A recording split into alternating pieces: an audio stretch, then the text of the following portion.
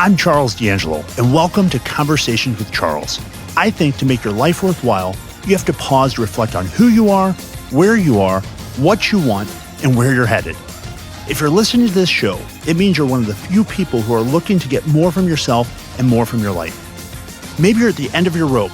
You've tried everything and you find that you're still coming up short. Or maybe you're looking for answers on how to improve your health, your fitness, or get in touch with who you really are, or maybe come to accept who you've discovered yourself as being.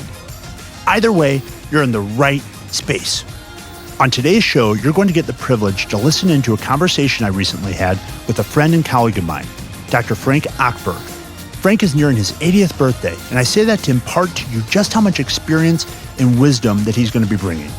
He's an eminent psychiatrist and one of the founding fathers, so to speak, in the field of trauma science. I always like to put a face with a name, so I want you to imagine in your mind Professor Dumbledore from Harry Potter meeting Dr. Loomis from the Michael Myers Halloween movies.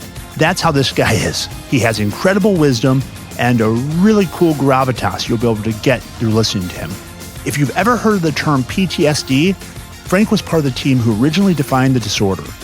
You might have also heard of Stockholme Syndrome, where a person who's been kidnapped and abused begins to develop affectionate or loving feelings toward their abuser or kidnapper. Well, he's the guy that coined that phrase. He's a graduate of some of our greatest schools. He attended Harvard, Johns Hopkins, and Stanford. He served as an associate director for the National Institute of Mental Health.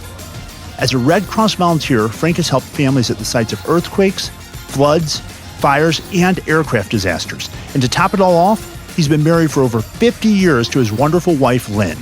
He's a loving dad, an active grandpa, and a very important member of his community. You're going to hear firsthand just how infectious his joy really is. Not only is he a friend of mine, but his passion is an absolute inspiration.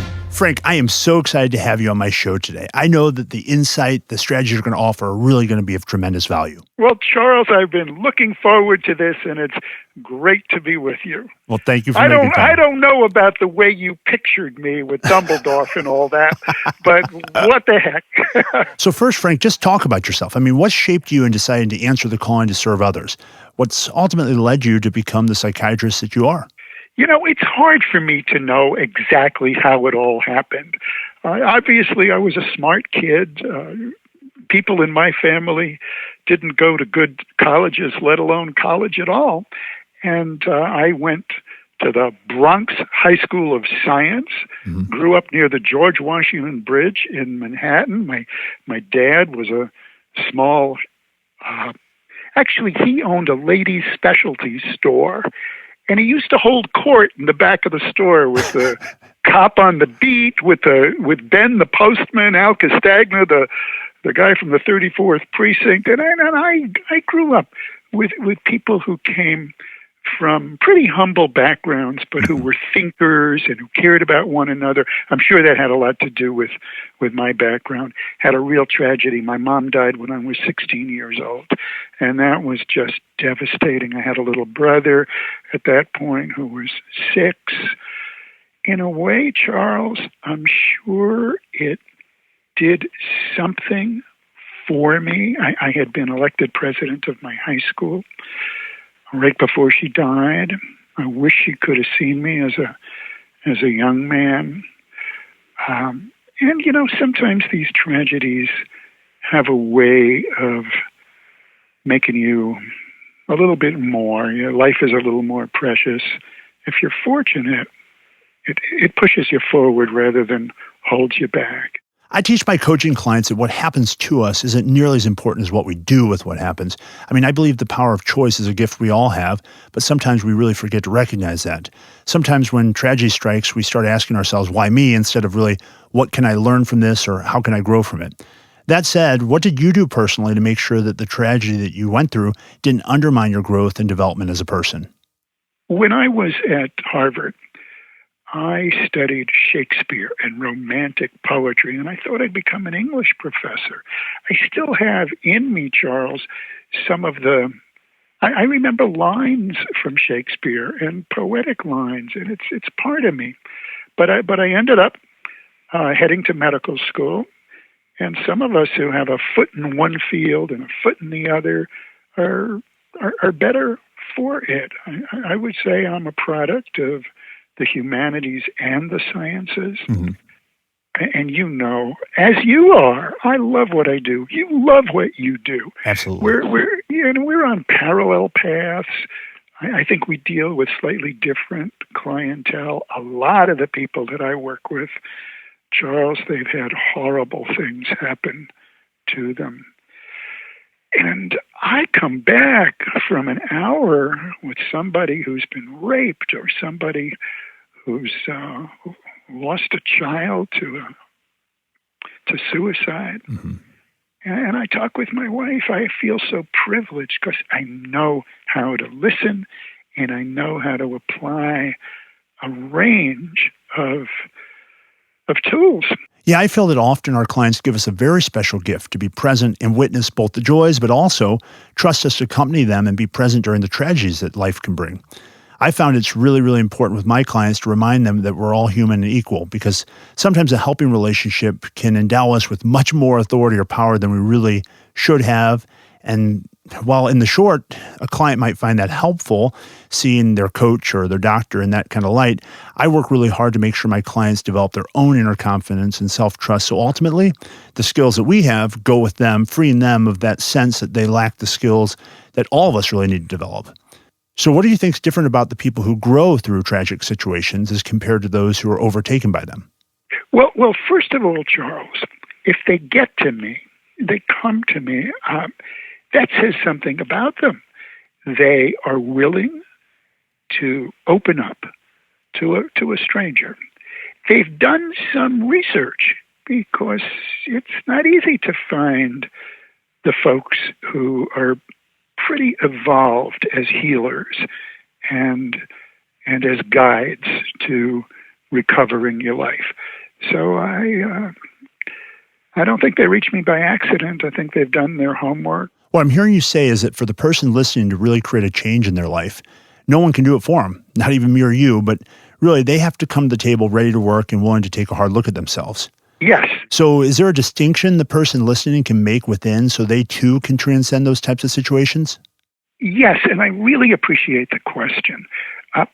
Post-traumatic stress injury, the thing that happens to your brain and to your soul and your spirit, when you encounter evil in another person or a horrific accident, when you're hurt within your own family, it doesn't mean that there's anything intrinsically wrong with you. It does mean that you've had a brush with the toughest things that human beings come in contact with.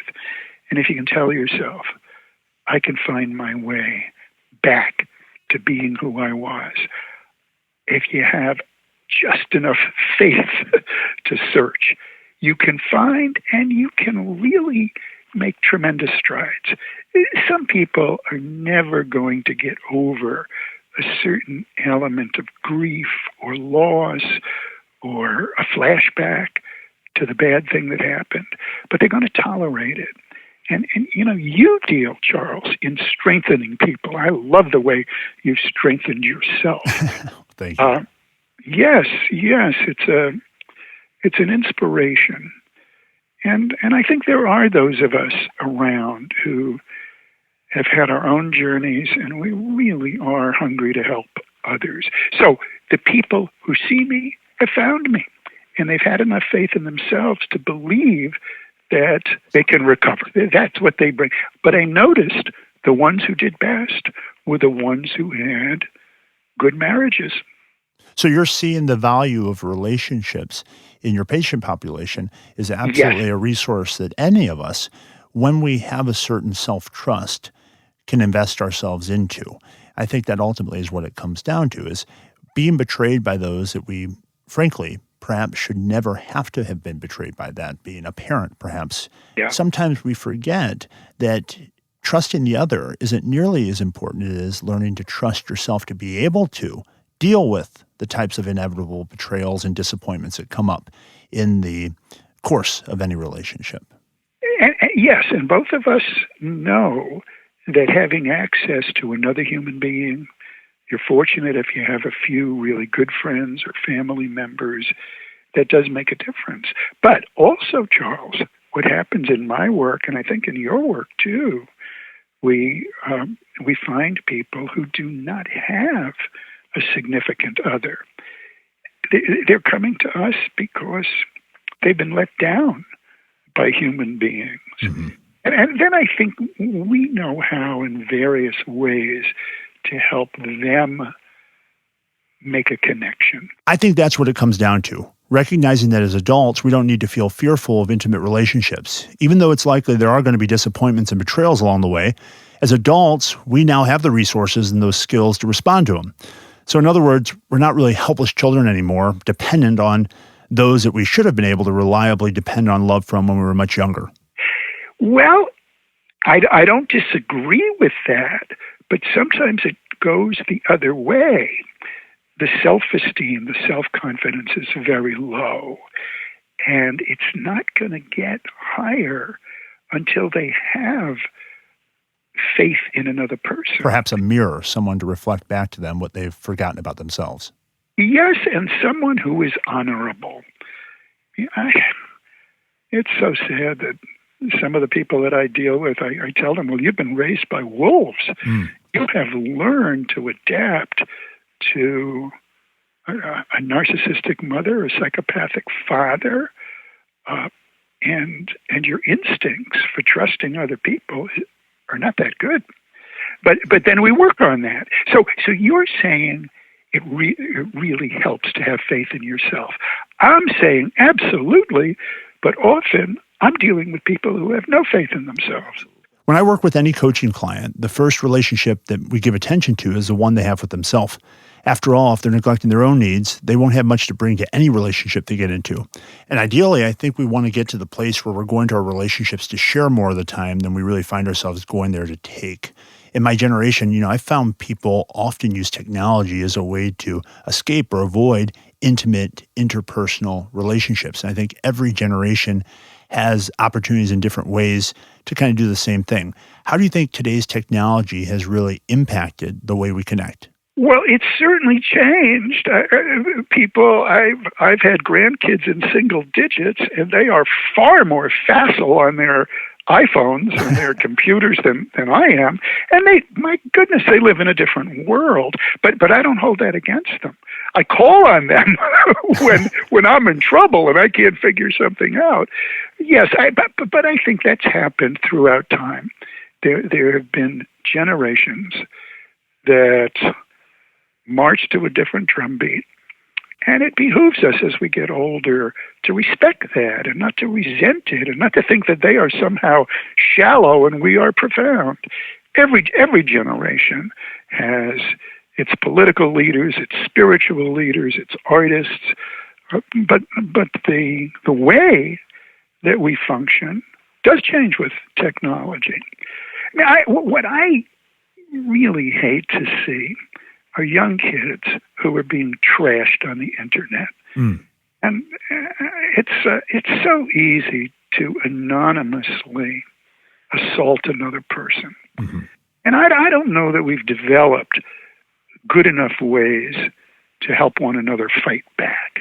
I wish there were something like the poor man's PR person, and somebody is really disrespecting you within your high school or elementary school, and you're isolated and you're humiliated.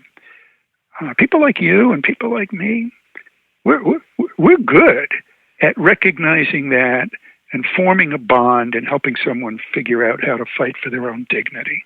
Do you think that kind of technology, a platform for connection like Facebook, Twitter, or Instagram, stands to help people get deeper with one another, or is it really weakening what human relating is all about? Well, I know it's weakened in some instances, but it's probably broadened in others. I used to dream about a time when I could have a device and have a conversation with someone in a different language in a different country.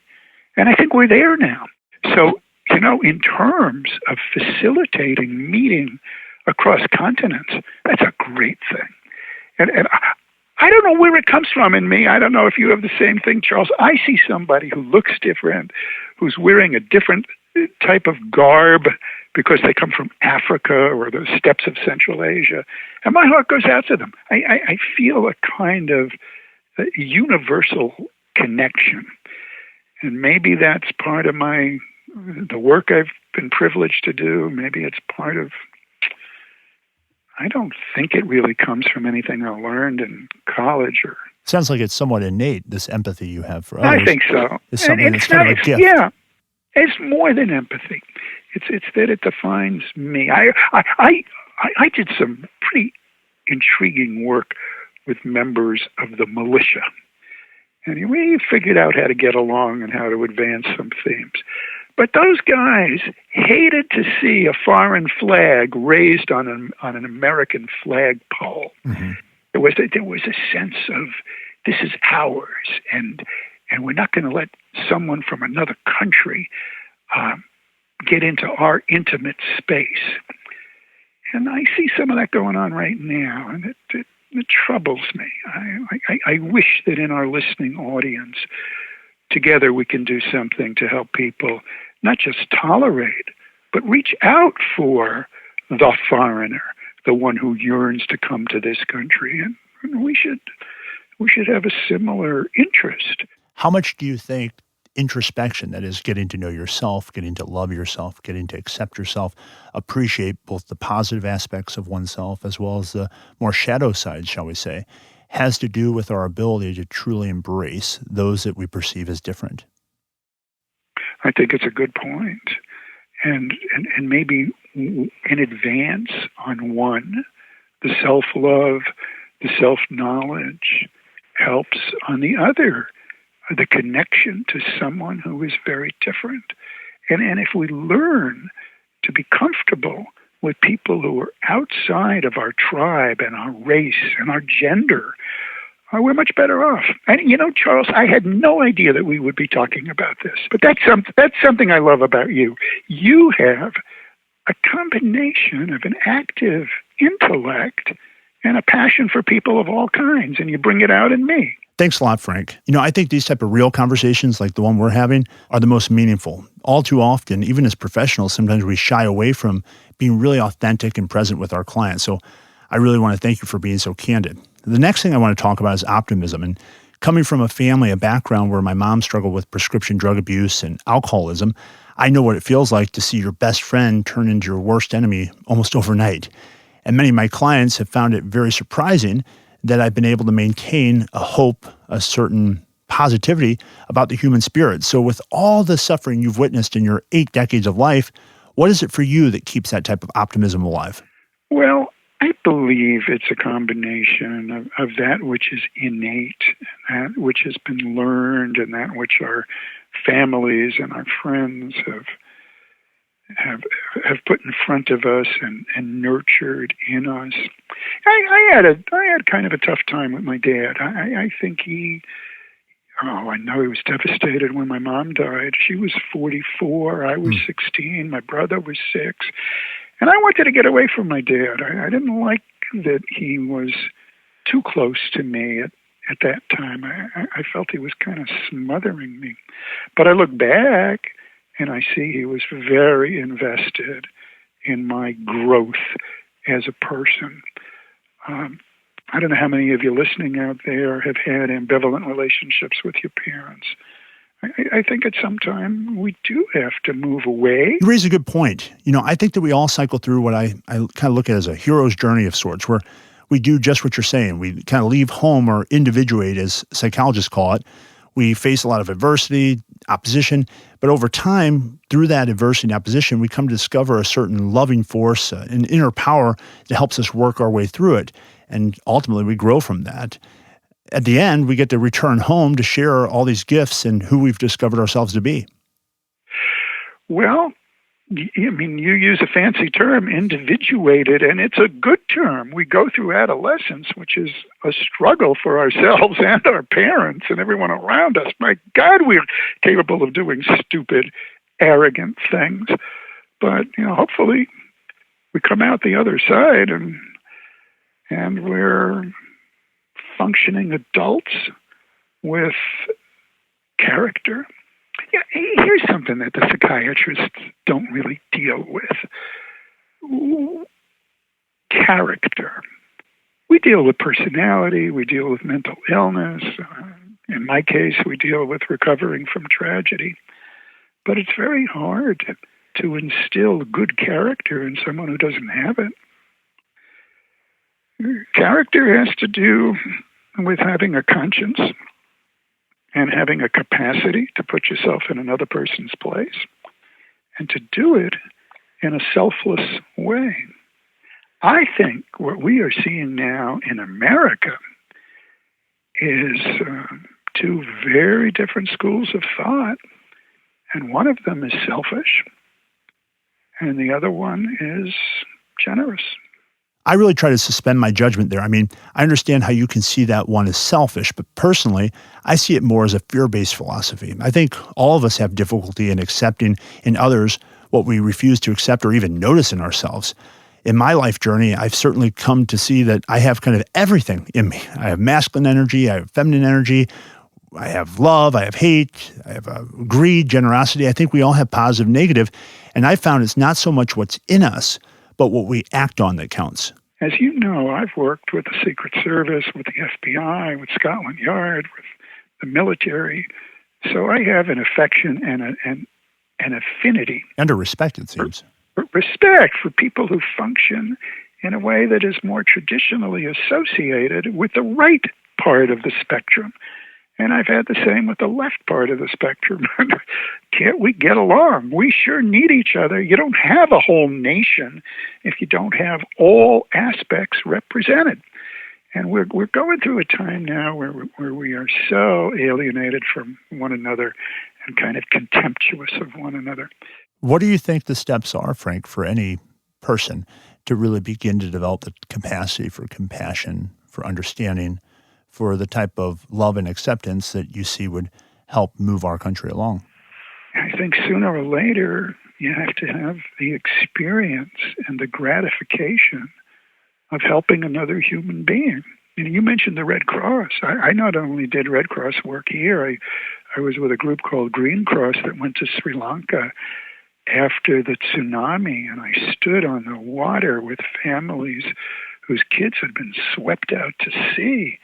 And I'm standing next to a train that was flooded by 60 feet of water, and everyone in it drowned.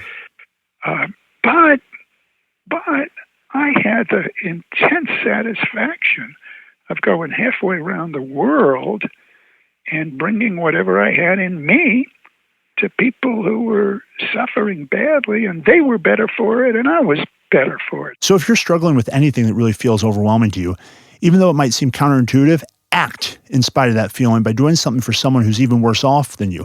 I've always found that kind of contrast shakes us out of being stuck in our own heads about our situations and brings us back into what life's really all about. Yes, and do something. I mean, there are people who go into a facility for the elderly, and they read to the blind, and they just pitch in. It's a gift. It's a pathway to being a better person. It's also an outcome of having been a better person. You and I are in interesting parallel fields, Charles. I think you work with people who are terribly out of shape, and they want to get into shape. And often they're using something, namely in many people's cases, food, sometimes other substances, to distract themselves or console themselves from really doing the type of work that's ultimately responsible for them making the breakthroughs that people see. And they don't have the patience or the confidence to stick with a program. Well, I'm going to push back a little bit there. I mean, I think we all, for the most part, have the ability, but sometimes we lack the mirror or the model, kind of like we were talking about earlier, to really see what developing confidence or patience looks like. Now, that's not to say that there aren't people out there that don't have any capacity, but I like to think that most of us can build on where we are, and we can take consistent and really smart action, also be flexible in this whole process, and have some compassion towards ourselves as we're moving forward, no matter how fast or how slow it's going. Once that happens, we start to have a lot more confidence since we're actually experiencing the changes that we're hoping for. And it's important for me, with my clients, to have realistic goals, because if they're setting themselves up for disappointment by thinking that change is going to happen fast, I think they're going to find themselves giving up prematurely. Nature always has taught me that when something happens fast, it typically doesn't last very long. Yes, and as you're talking, I'm thinking about what is it that I do? I've developed a general approach, and it starts with listening and then moving into a conversation. It doesn't involve a lot of prescription, do this, do that. Which is a big kind of misnomer in psychiatry. So many people think that psychiatrists are all about throwing medications at problems. But in my relationship with you, we've been friends for some time now. And while we've never obviously broken confidentiality with anyone we've worked with, I'm very aware that your approach with your patient population is a very empathic, very compassionate, and listen-oriented one. I think what I've learned through time is not to do something that's written down in the book. It's how to help gradually a person develop comfort and trust and see a little bit of self-confidence begin and fan that flame and turn the conversation in various ways so that when somebody leaves my office, they leave feeling better about themselves. Not every time, but most of the time. So in various ways, we're not applying techniques. We're being present is what I'm hearing you say. Present, but also intuitive and wise in going down a particular path. Let me give you an example. If any of you out there listening have been through a horrible experience, the thing about these experiences is you don't want to think about them. They come back and they can cause nightmares or flashbacks, and you don't want to talk about them with just anybody.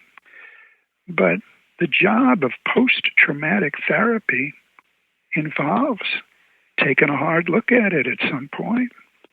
Now, you have to feel that you can trust yourself to go there, and you can trust your doctor or your therapist to be there with you.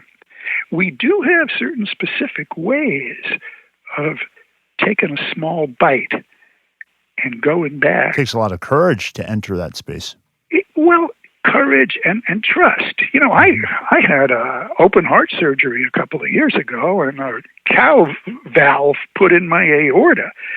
That maybe it took courage, but it took trusting a surgeon to do it. Frank, many of my life coaching clients who share their experiences of being abused feel a lot of shame about it. And when I'm working with them on coming to love themselves, I've seen people in almost a panic, especially when we start to talk about the choices they're making, whether it be around their sexuality, whether it be around a career choice. Whenever they feel like what they want to do or the path they're on doesn't meet other people's expectations. So what would you say to the person, and I've certainly found this with a lot of the male clients that I work with, they seem to struggle with it more than my female clients. What would you say to the people that think that they should be able to get over their issues alone? I mean, the person who's been raped or molested, the person who's suffered a tragedy who says, well, everyone goes through bad things and I should be able to get through this myself. Boy, you raised something terribly important. A lot of my field is built around forms of anxiety, and a lot of psychoanalysis and various therapies recognize that a human being can be stressed and very, very anxious, fearful, panicking. But shame is a related and different sensation, and when we feel shame and guilt, we want to hide from others. We're deeply embarrassed. Parts of our nervous system are turned on that are not quite the same as the anxiety response. And what helps shame most of all is to be able to confide in another exactly how you feel. And be accepted while confiding. That's right.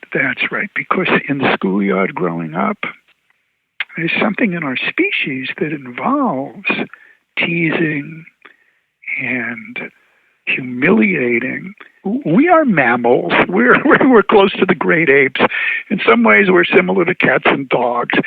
And there's something in almost every species that involves behavior when we're young that prepares us for life when we're older and also teaches us where our place is in a social hierarchy. So, I don't think we're going to stop doing it. And by it, I mean behaving in ways that leave some boys and girls humiliated. No, I don't think we'll ever extricate humanity from the darker side of itself. However, I think that we can strengthen ourselves to be able to respond to those things in much more loving, kind, and effective ways with regard to how we interpret those things and what that means to our future. That's right. But let me go back to how we segued into this. It was you saying that isn't there a lot of stigma? Isn't around there a lot seeking of shame? help in these types of cases, yes. Yeah. And it's admitting to anybody that we have a need for emotional help. I don't think there's the same stigma if you are physically wounded. You go in to get sewn up. No, when you needed your valve replaced, I don't think you gave much concern to the idea of what the doctor was going to think. That's right, or what anyone. But in a way, when you get up in age and you start needing operations, it is possible to feel a bit embarrassed about not being all there and all young and vigorous. So it helps to be able to accept whatever stage and phase you're in. I think right now, Charles, you and I are appealing to people who recognize that they have behavioral or emotional issues. And we want them to be proud of the fact that they can recognize it and encouraged to deal with it, and aware that there are many of us who are professionally able to help. You don't have to be a doctor. You're not a doctor. No, nor am I a therapist or a psychiatrist, neither of those things. No, but you have a lot of awareness of the tools of my trade, and when you and I talk, we overlap a lot in human understanding. I don't know if everyone out there understands just how generous and dedicated you have been to young people who don't have means and who do have a lot of burdens to bear. You practically adopt them. Well, thank you very much. That means a lot coming from you, Frank. So listening to you speak about how traumatized many of the people that you've dealt with are, what would you say to the person that's listening today that obviously is at a place where they do feel they've been dealt a very tough hand and they want to change, they want to live life on their own terms despite their history, despite their circumstance? For perhaps it's not only just a person, maybe it's a young therapist or young coach encountering clients like I have. What's your experience taught you about helping a person in that situation to begin the process? Well, it's a little bit out of Jesse Jackson. Keep faith alive, and you don't get the spirit of moving forward all that easily, but it's out there. I think more people want to be respectful of you and helpful to you than want to hold you back. But you may have been on the wrong side of the tracks. You may have been raised in a family where somebody is sadistic or narcissistic. Let me mention what narcissistic means, because it's there in some of our parents, some of our brothers and sisters. It means you are so infatuated with yourself. You are so occupied on being the best and the most beautiful and the most talented that you've got very little time for anyone else. And many of my patients, unfortunately, have had a parent like that. Somebody who may pretend to care, but deep down they don't. They're just consumed with their own image. And I sometimes write a prescription that says you don't have to go home again. You don't have to take care of a parent who makes you feel guilty and small and used and abused when you aren't serving them. And isn't it tragic to think how many children develop this belief that they're insufficient or inadequate because their caretaker didn't give that love unconditionally, and they grow up with this story that in order to get love, I have to put my own needs, my own wishes, my own desires aside for those of others. Right. That's so true, Charles.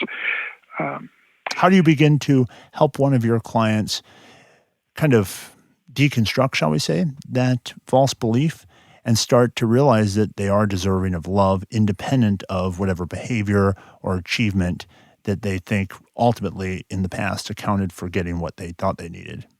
Well, some of it, I think, is they're in my presence rather than in the presence of an insufficient parent. So being in front of someone who's healthy, who is really modeling for you what a loving relationship is and what it means. And by all means, the one thing I want to point out to you listening is to be someone that has a positive impact. We don't have to have it all together. I certainly have had my issues, as I'm sure Frank can attest, he's had his own. None of us, regardless of if we're a helper or if we're a doctor, none of us are saying that we're better than anyone else. We're simply saying that we spent more time focused on a specific area to really equip you with a skill set that you could use. Yes, and by and large, the credentialed professionals are good people. I think we make a lot out of those who are not good. And we're in an era now, some of it is the Me Too movement, some of it is the exposure of the pedophile priest, some of it is what happens on campus. My campus, Michigan State University, is recovering from a colossal tragedy of a physician who sexually abused young female athletes. We make a lot out of those bad Betrayals, actors. Yes. They have betrayed their professions and they've betrayed their institutions. But by and large, the helpers are helpful. And you don't sacrifice any of your dignity by seeing a person like Charles or a person like Frank Ochberg. That's me. I don't want more business, by the way. I have enough. But I don't mind advertising for my fellow healers. It ends up feeling good, not bad. And when progress gets made, you build one step at a time and get better. See, we can't say, oh, you have to have faith in yourself to make use of someone like us. You just have to have enough, just barely enough to get in the door and then to make slow, steady progress. And eventually, with the tools that you give people, Charles, and the tools that I give people, you're crawling, you're walking, you're running, you're vigorous, as you should be. But it is a process. And I do want you to understand that as you're listening to this, that it's not always painless. Pain is part of the process of recovery. Has that been your experience, Frank? Yes. So do you think any particular group in America has it easier in terms of creating the type of life they really deserve to live? Somewhere, I became a feminist. And what I mean by that is not just that we should have equal opportunities, men and women. I think women are better than men at a number of demanding leadership positions. And I think that women have to tolerate misogyny, and women bring the next generation literally into the world. Mm-hmm. And women now, because of advances in politics and in social evolution, women have an opportunity to be the leaders of nations. Not so often the leader of a religion. That's still very dominantly male. But the leaders of some corporations. And it doesn't mean that every woman is a good leader and every country needs a preponderance of female political leadership. But I think it's more human and humane and cooperative when women are running things with the collaboration of men. That's just how I have evolved. And I wasn't that way at all in my 30s. I had to get well into my 40s and then 50s and 60s to see it. I was the male member of the Committee on Women of the American Psychiatric Association. And I've had women mentors who taught me a lot. And I find myself, I've developed a number of organizations, and I find myself recruiting and deferring to women as much as, if not more than men, because I think they have a gift for solving problems without too much macho, a need to dominate. And there's some research that shows that women can reach conclusions in a group more quickly and more equitably. So, for what it's worth, let's recognize that we are a species with two genders. We have suppressed the roles of one of those genders for millennia, and we may be on the verge of something that's very, very helpful for our species. So what can we do, Frank, to balance out the roles between men and women in our country? Well, I think it takes some change in attitude on the part of men and women. Women, girls have to be encouraged to be all that they can be and tackle anything that they can. And we do now have women in leadership roles in the military. And these sanctuaries of male dominance are opening up and changing. And that's a good thing. And men have to become a little wiser and drop some of the schoolyard and locker room attitudes. And for God's sake, if you find another man in your life who is bullying a woman, don't let it happen. Have the courage to confront him. Do you think that your relationship with Lynn has had a lot to do with you evolving? Well, I think early on I had all the attitudes of the arrogant male. I might not have been as bad as some, but I was no better than average. We got married at a pretty young age. I was 22 and she was 19. We met the year before. We started having kids when we were young. And I think we've both done a lot of growing up, but I needed to grow up more than she needed to grow up. So having been married for 56 years, what are some keys you can share with having a really fulfilling and lasting relationship? Well, nowadays, I make breakfast, and I make a good breakfast. And we sit with each other after breakfast for about an hour, and we talk. We talk about politics. We talk about our kids. We talk about ideas. And we go out to eat most of the time. I don't want her to have kitchen burdens, but she makes dinners. I know I'm no good at making dinner. So I'm hearing you spend time with each other. We spend time, and we do a fair amount of talking about the problems that we have communicating with one another. We still have problems. And I don't like it when I'm told about my flaws and faults, but I grin and bear it. Mm-hmm. I got to say something. You are deliriously happily married. Now you just keep it going. That's exactly right. Yeah, I'm really blessed to be one of the people who's able to say that I found my soulmate in my wife, Crystal. But for a long time in my life, I put my work up on a pedestal and put everything underneath that. As I reorganized my life, I made my relationship, my primary relationship, that being with my wife, number one, only under that with my Creator. And since my life has thrived that much more, has that been your experience?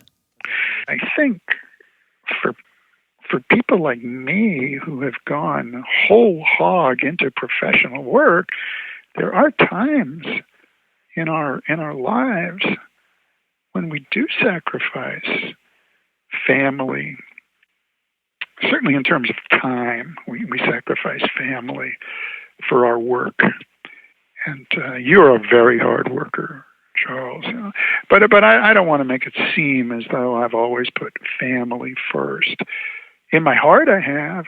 If I were to lose a marriage, or by the way, we did have a young child who died, and it was a horrible thing. It was a household accident. You lose a loved one. It's a deep, deep wound. But I think in terms of time spent, if you're going to be a hard worker, you're going to sacrifice some time that you might have spent with your family for time that you're spending on the job. So with that in mind, do you have any regret over your lifetime? Do you wish you would have spent more time with your family? I mean, to the 25-year-old who's sitting in their car or listening to this on their iPhone, what would you say to that person that's in the middle of their life and they're thinking about their future? What would the 78-year-old Frank say to the 25-year-old Frank? I would say the same things that were said to me, which is make somebody happy and yes, invest very much in your family and in your friends, and be a good family member and a good friend, and even if you accomplish so much in a career, you don't go to your final hours with your career mates. You go with your family. That's extremely important. So, Frank, we've certainly covered a lot today. I want to thank you so much for being so generous with your time. And in closing, I want to go through just a couple questions, real direct, straightforward questions, just get some matter-of-fact answers from you on some issues that many listeners might really be confronting or dealing with. Are you up for it? Yeah. So with today's epidemic of drug use, the U.S. only making 5% of the world's population consumes almost 80% of the world's prescription opioid drugs.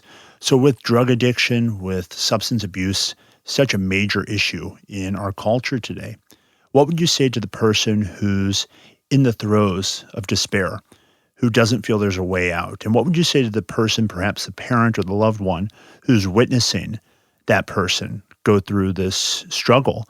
Where should they start in both cases? Well, first of all, you got to tell yourself, I have a habit.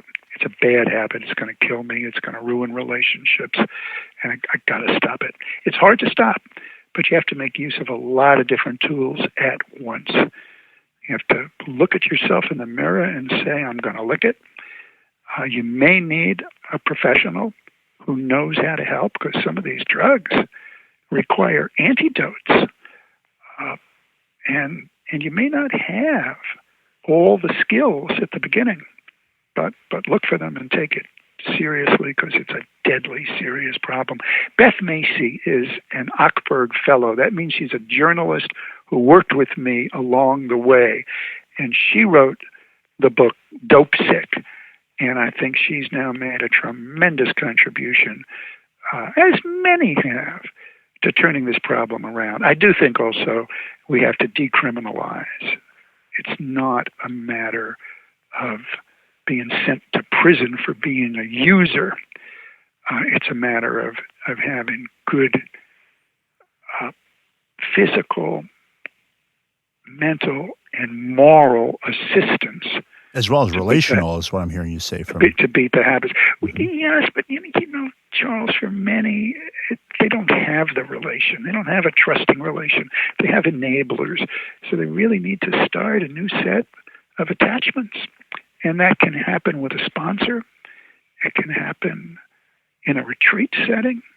It can happen if you're lucky enough to find yourself in a good hospital after you've been almost lethally sick, and the hospital has the resources and you get connected to a recovery program.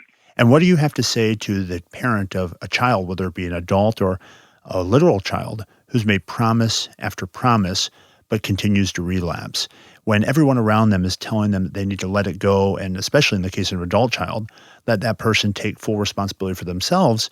I personally understand how painful that would feel. So what do you say to someone who's facing that type of information from the people that care about them, and a part of them does know that the person struggling with addiction does have some responsibility? Oh boy, I wouldn't say you have to let it go. I would say you have to bend over backwards to find resources. But also, you have to look in the mirror and say to yourself, am I part of this problem? Do I treat my child like a criminal? Do I have a loving relationship with my child? And in a lot of cases, the answer is going to be no. And it may be that you have to step back and have somebody else, maybe someone in the extended family, who's capable of earning the trust to do some of that work.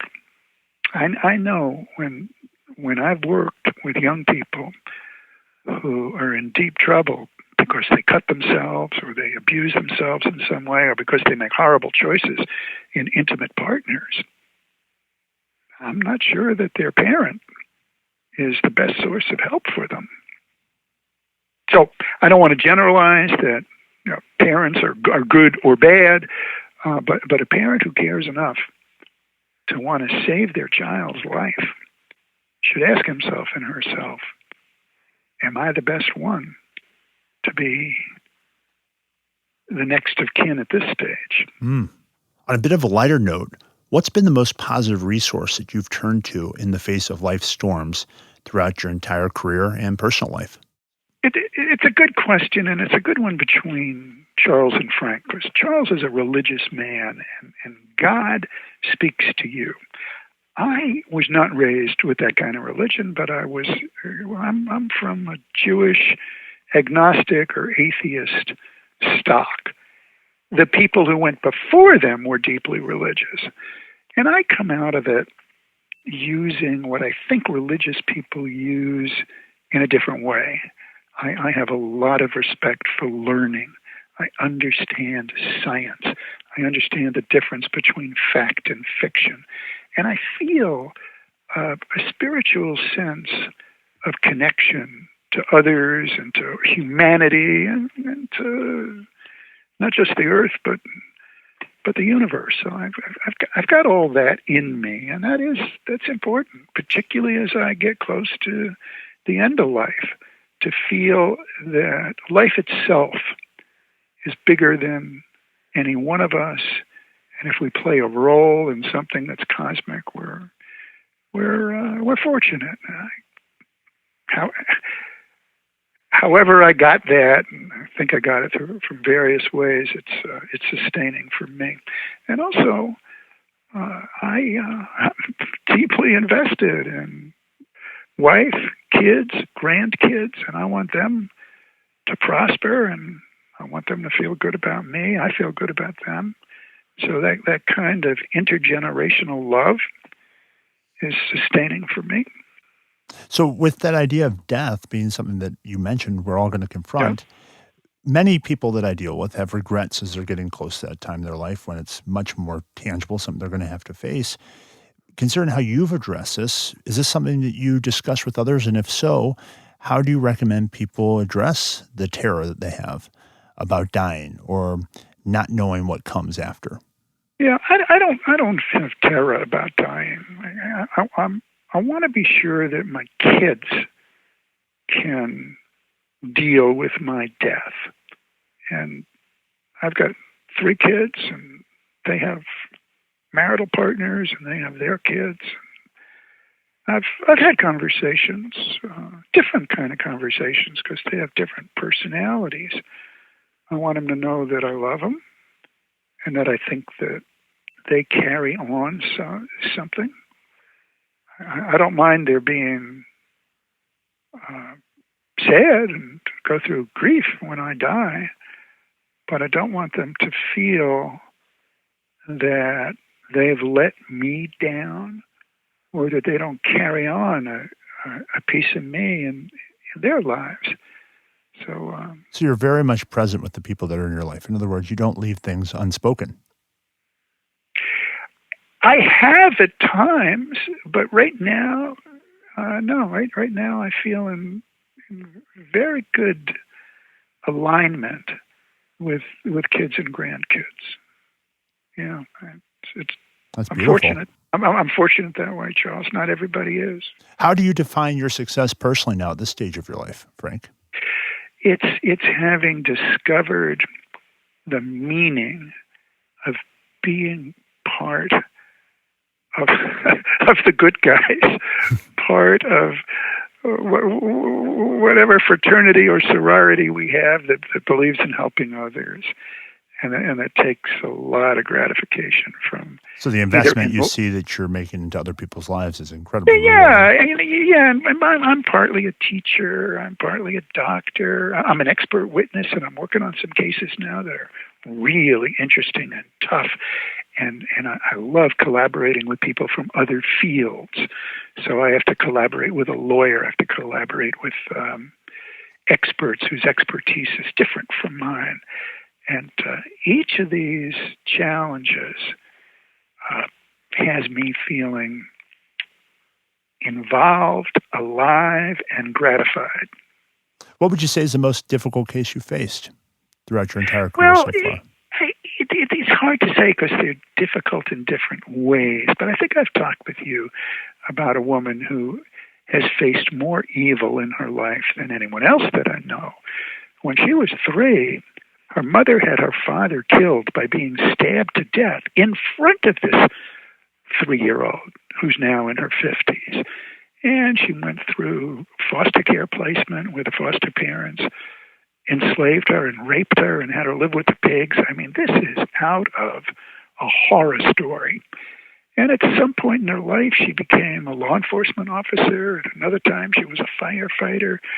She's in a gay marriage that has its ups and downs, but she's found someone to love her and who she loves. She has a terrible disease that can kill her. It's not cancer, but it's close to cancer.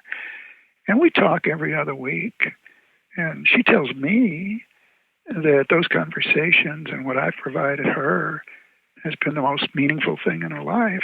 Wow. I think she's had other sources of meaning. And I've introduced her to 1 or 2 writers who might be able to tell her story.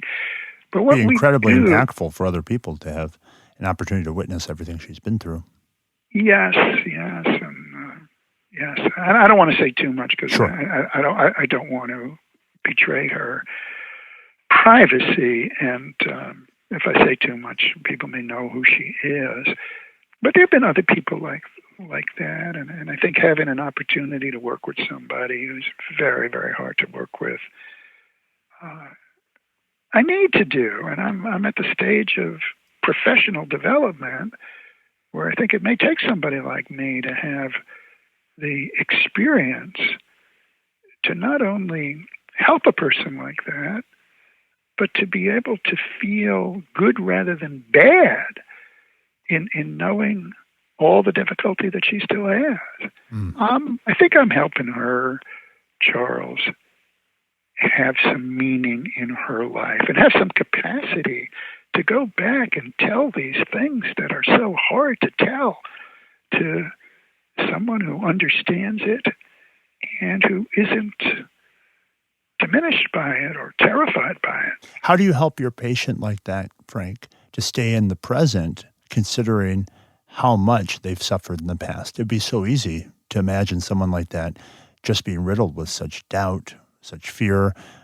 You've talked about the post-traumatic stress episodes that they encounter. How do you help a person to kind of not minimize the suffering they've been through, but to integrate in such a way that they do have the type of freedom to live in the here and now? Well, I don't think I've completed that task, Charles, because I don't think she right now can give herself the opportunity to go into an old age home or a young people's home, to read to the blind or to play with little kids. So in other words, this is not something that's an on or off switch for any of us. It's something that we all have to undertake as a process. That's right. So to the person listening who feels similar to the lady you just described, a person who might even feel suicidal because they haven't yet reached out for help, what would you say to that person, someone who might feel or be motivated to take permanent action in the face of what is really a temporary problem? Well, I think there are 2 different kinds of human beings who can help. One is the peer support, non-professional. There are a lot of people who have a heart that's as big as all outdoors. It helps to just have the awareness that there are common sense human beings who can get it and who can stick with it. And you have to try to find them. You may find them in a yoga class. You may find them in a singles group. You may find them at church. But can you be more specific, Frank? I mean, what's the first thing that someone can do if they're having these feelings right now? The first thing is recognizing that there are human beings who are decent people, and you can talk with them. So if you're having these types of dark, suicidal feelings yourself, know that there is help available. There are suicide hotlines, number one, professional help I rate above everything else. And as you're hearing Frank say, what I think you're saying, Frank, is that often there are people within your own circle who you can reach out to, open up to, and really start to get help. Is that right? Yeah. I think I'm saying that somewhere out there's a friend. And you may already have a friend, but you haven't opened up to the friend. That's one thing. But then it's terribly important to know that there are professionals. There are suicide hotlines, and there are people who are very, very good at hearing from someone who is very close to taking lethal action.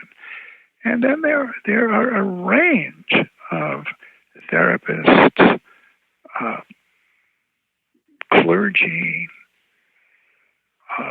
doctors who are not therapists, but who are very, very good at helping someone handle the pain of being alive.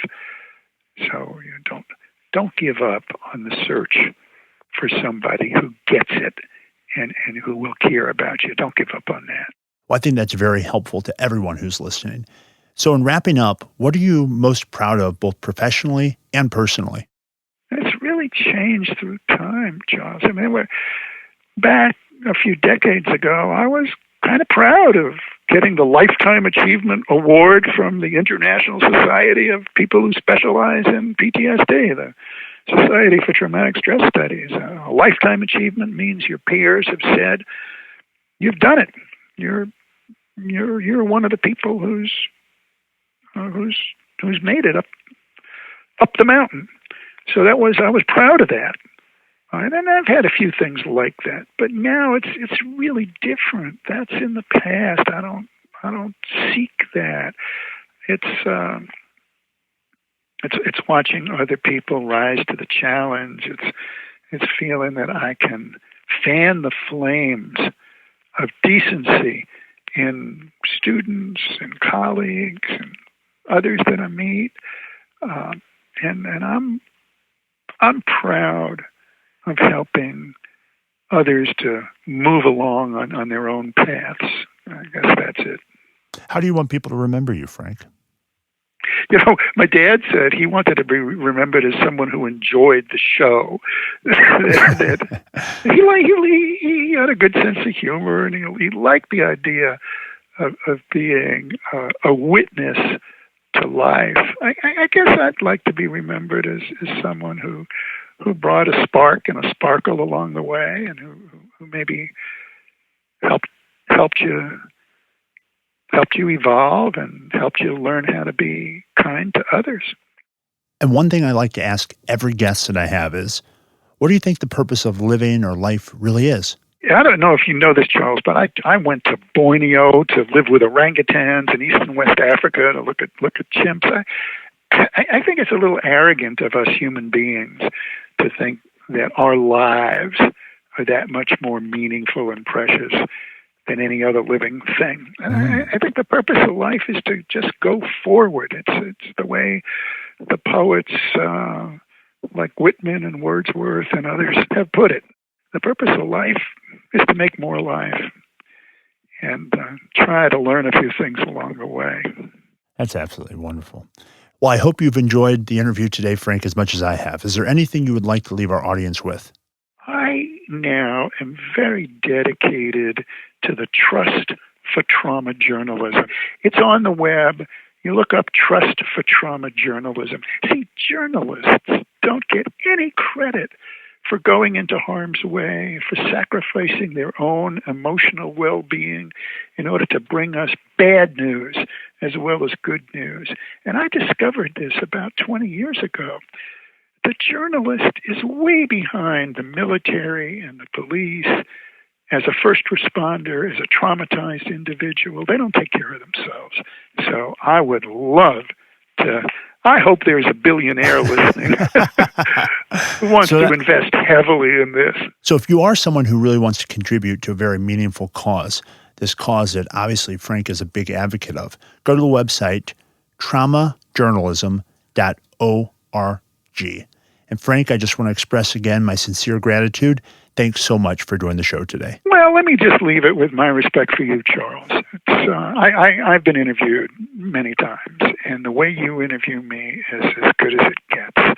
And it's because you have all in you that I value in me. And, you're a lot younger than I am. So I am really happy to have met you and to know how much good you're going to do in the decades ahead of you.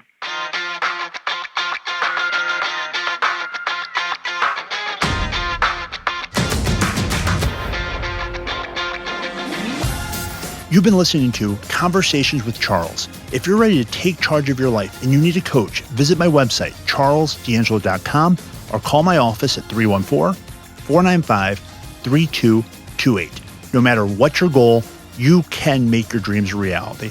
God bless you and love fiercely.